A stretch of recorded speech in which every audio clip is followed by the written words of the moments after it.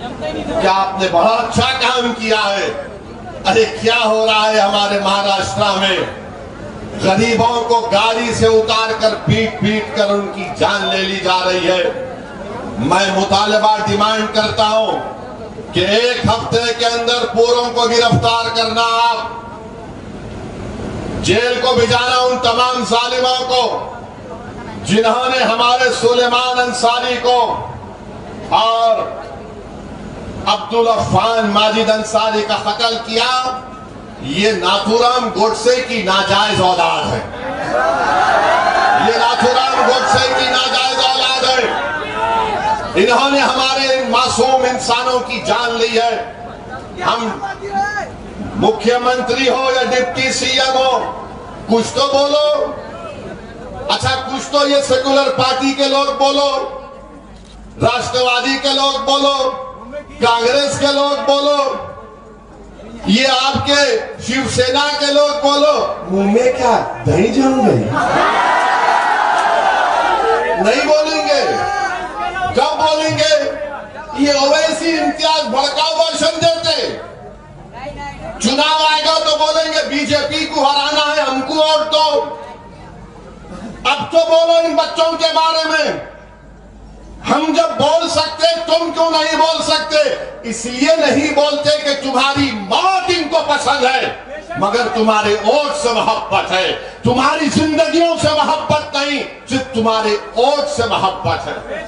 मंजलिस को तुम्हारे वोट से नहीं, मंजलिस को तुम्हारे हक से मोहब्बत है, मंजलिस को तुम्हारे इंसाफ से मोहब्बत है। हम यही चाहते हैं। अच्छा, अब आप सुन लो, पार्लियामेंट का इलेक्शन हुआ, यहां से आपने एक मोहतरमा को कामयाब कर दिया। आपने सब वोट दिया ना उनको? दिए नहीं दिए? कितने वोट दिए? हाथ उठाओ। आपने मैडम को वोट दिया, क्यों दिया आपने वोट? आपने वोट इसलिए दिया, सुनिए मैं जानता हूं पूरा, आपने वोट इसलिए दिया क्योंकि हमारे बुजुर्ग लोग बोले यहाँ बीजेपी को हराना है, वोट दे दो उसको। मस्जिद से ऐलान हो गया, हम सब ने कहा क्या करेंगे रे भाई, उनको वोट दे दिए, उन्होंने जीत गए मैडम।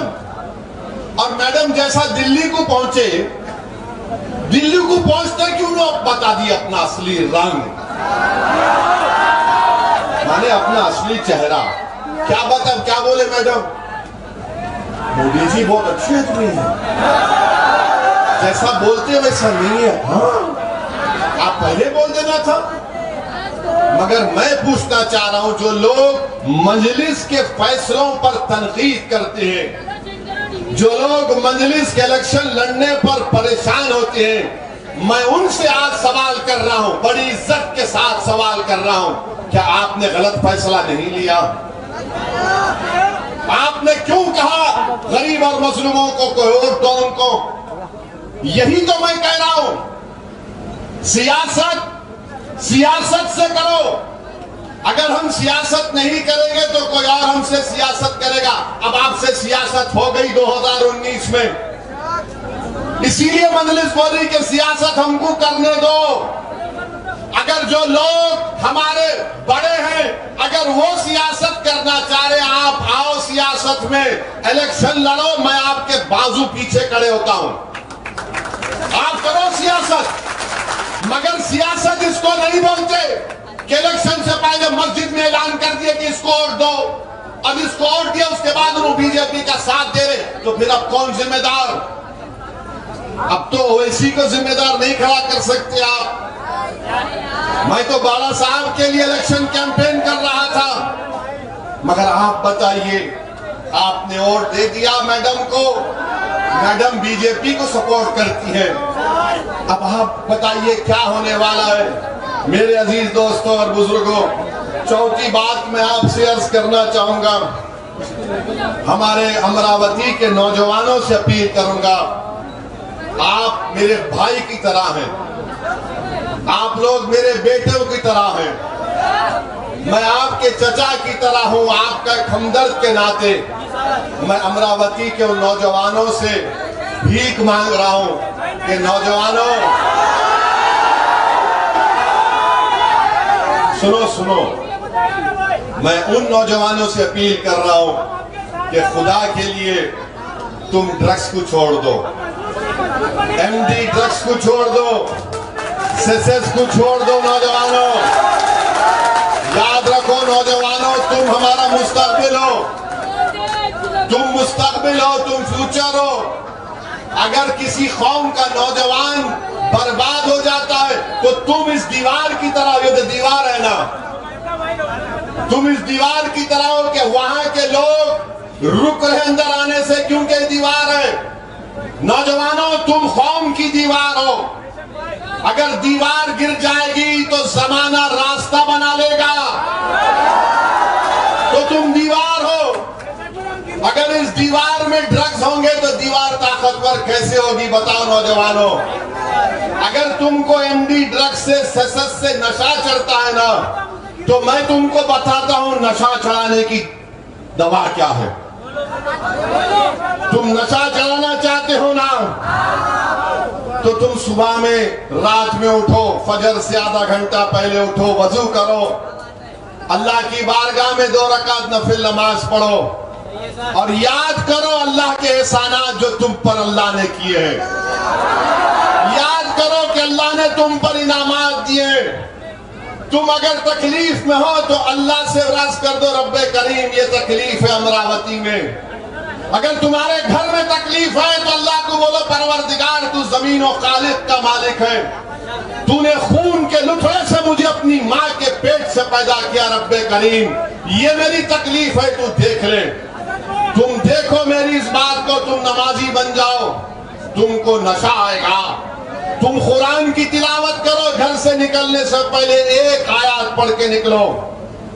तुम झूठ बोलना छोड़ो, तुम मेहनत करो, जुस्तजू करो, अपनी औलाद को पढ़ाओ, अपनी बीवियों से अच्छा सलूक करो, अपनी बहनों की शादी करवाओ, खुददार बनो, किसी के सामने सर मत झुकाओ सिवाय अल्लाह के।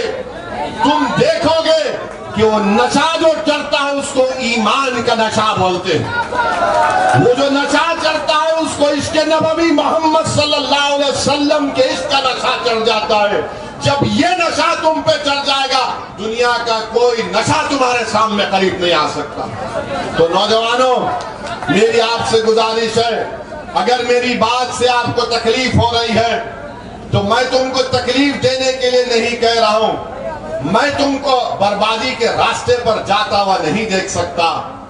तुम मेरे मुस्तकबिल हो, तुम मेरा फ्यूचर हो।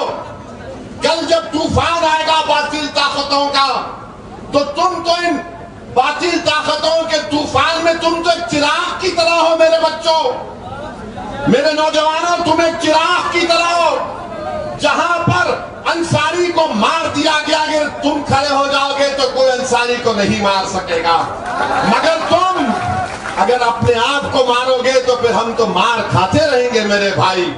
तो नौजवानों इस बात पर गौर करो।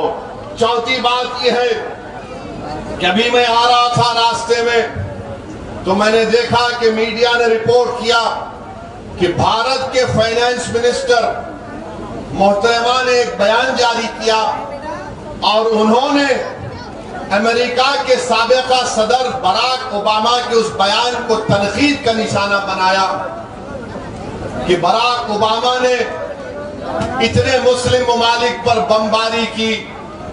बराक ओबामा के बयान को कंडेम किया और साथ में फाइनेंस मिनिस्टर साहबा ने कहा कि भारत के प्रधानमंत्री वजीर आजम को पूरे इंटरनेशनल लेवल पर 13 अवार्ड मिले, तो उसमें से 6 अवार्ड जो उनको मिले वो मुस्लिम ममालिक से मिले, जैसा सऊदी अरब, यूएई, इजिप्ट और शायद नामा याद